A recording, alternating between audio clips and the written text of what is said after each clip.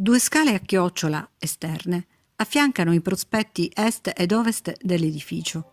L'attuale aspetto è opera del maestro Vincenzo Patricola, che nel 1888 studia una diversa stereotomia della pietra, con la quale realizza i gradini e aggiunge archi rampanti, quale collegamento tra i montanti verticali perimetrali.